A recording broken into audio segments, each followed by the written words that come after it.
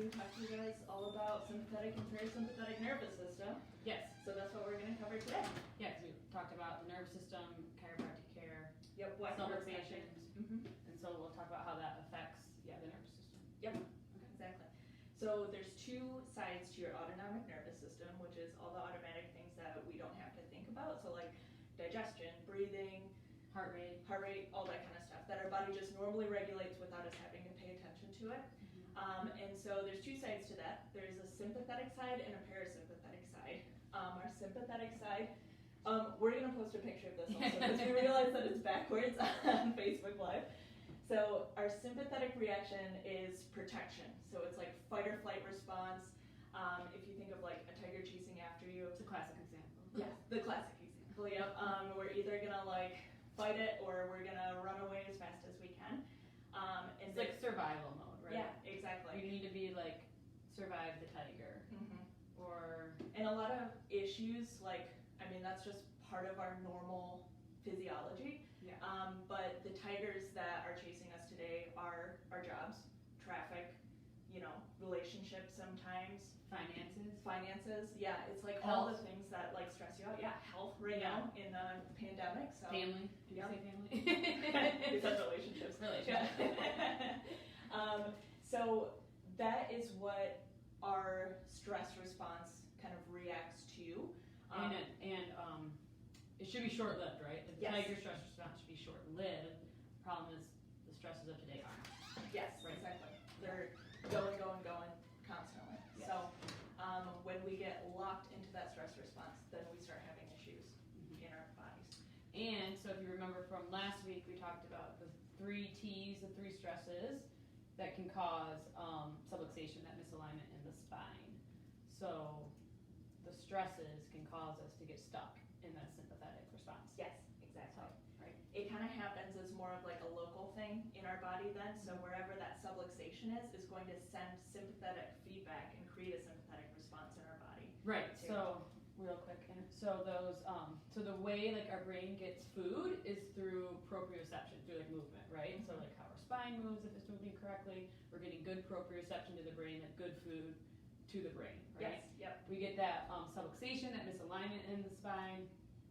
Things aren't moving correctly. We don't get that good movement. The brain's not getting good proprioception. It's not getting good food. It's getting the nociception, which also gets us stuck in that sympathetic response because it's getting bad food, bad nociception. Yep, exactly. I think we talked about that a little bit last time, but that can get you stuck. So that misalignment, that subluxation caused by the stresses of today, emotional, all the things you said, physical, like what we think of, like injury, repetitive emotion, chemical, like toxins around us, what we put in our body. That we're eating. All the sugar we're eating right now for that. We're eating a lot. People are bringing it in. It's got a lot of we enjoy it. Yep. Gets us stuck in a fixated, subluxated state, which gets us stuck in a sympathetic state. Yeah, exactly. So why is that so bad? So stress. Yeah. Let's talk about the other side of our nervous system. Wait, nervous one system. thing. Okay. Can I talk about sympathetic real quick? Yeah, of course. So we get stuck. We're in a sympathetic state. The stress response is to activate the adrenals, the stress hormone, so cortisol, right? Yes. Cortisol, and then getting us stuck in that fight or flight, we gotta run. So when we're stuck in that sympathetic state, it suppresses our immune system, our digestive system, our reproductive system, because you don't have to worry about that if you're trying to survive. Yeah, If your body's not like, hey, let's make sure we're digesting our food, our body's like, hey, let's get out of here, let's get away from this tiger. Yes. So it suppresses your immune system, suppresses your digestion. We're not worried about this virus, we're worried about this immediate danger. Yes. So that's another part of it. Yeah. It suppresses things that are more parasympathetic activities. Right. So parasympathetic nervous system is like our rest and digest is kind of the common phrase that is associated with parasympathetic nervous system, but really what it is about is like restoration, so cleaning out the cells, helping rebuild tissues, and helping with growth too. So we think about this a lot with like kiddos and stuff, or pregnant moms, because that's what we see a lot in our practice. If you're in a chronically stressed out state, that our bodies aren't repairing and they're not growing the way that they're supposed to too. So that's really important. Growth, I like it. Growth. Yes, yep. So things that help us maintain a parasympathetic state, chiropractic adjustments are really important for this because it helps balance our nervous system, our autonomic nervous nervous system. Helps balance it. Also, like I said before, it's providing that motion back into your spine, the correct motion, so the brain's getting the correct food, the correct proprioception it needs, and so it's getting out of that stuck sympathetic response. Yeah, which helps us just kind of overall maintain better balance in our nervous system too. So even that like chronic stressful stuff that is in our lives, we can adapt to it better and we can respond to it better, and then also break that sympathetic cycle and get back into restoration growth, which is more like, you know, being able to fall asleep at night, not having that adrenal fatigue, not needing, you know, 15 cups of coffee in the morning, that kind of stuff. Other things that help shift you into parasympathetic activity too are things that we think of as stress relieving. So deep breathing, yoga, that kind of stuff. We're huge proponents of that because with everyone being so shifted towards the stress side, we need other things to help balance that. Yes, like we can adjust and get you there, but it's going to take a lot more because people are living in a very stressed out environment. So we have to pay attention to how our lifestyle is too. What you're eating, how you're taking care of your mental health. So parasympathetic activity is also super important for digestion and immune function too. A lot of immune function comes from the gut, so how we digest our food is super important. Right. But also our body being able to restore and clean out toxins from our cells and stuff like that is going to be important for helping. Yeah, you need to be able to like eliminate. If you're not eliminating every day, like that's an issue. So that's important for babies pooping and stuff too. Like babies should regularly be pooping. Yeah, and we've seen babies lately that have seem like really happy babies, but we've done scans on them. Mom had a normal pregnancy, right? Not a horrible birth. And they're so stressed out because mom was pregnant during this pandemic. So mom was stressed. Every pregnant mom's stressed right now. And all babies got that cortisol dump too. And so they're stressed even if you can't tell they're stressed, right? Exactly. And so it just kind of sets their nervous system towards the sympathetic side just kind of off the bat. So their calibration is off. Like if we think about like, you know, calibrated tires, if we, you know, if mom's super stressed out and she has a lot of cortisol, then baby comes out thinking that it's entering a very stressful world. And so their calibration is already more towards the sympathetic side, which means less digestion, less elimination, all that. Reflux issues, sleeping issues, colic issues. But didn't you just have a nice baby, have a really nice scan, aftercare? Yes, I did. So we had an infant come in who was like doing really great, pretty much like non-symptomatic, and his birth was kind of stressful. So when we did the scans, there was stuff showing up in his nervous system. So the care plan that I recommended for them was to come in twice a week for 6 weeks to see what we could shift in the nervous system. And the scans were like completely clear afterwards. It was awesome. So much better than when they originally came in. And mom even reported like, you know, I didn't think of these things as being issues before, but he's, you know, he's less grumpy. Like he wasn't like a super angry kid. So no, exactly. And but also what will probably happen is that they hopefully won't have issues later on. Yes, right? Exactly.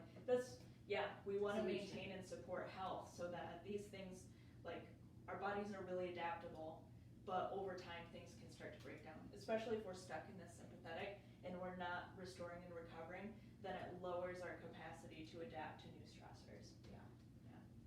So we kept talking about scans, like that's how we can see, like, are you stuck sympathetic?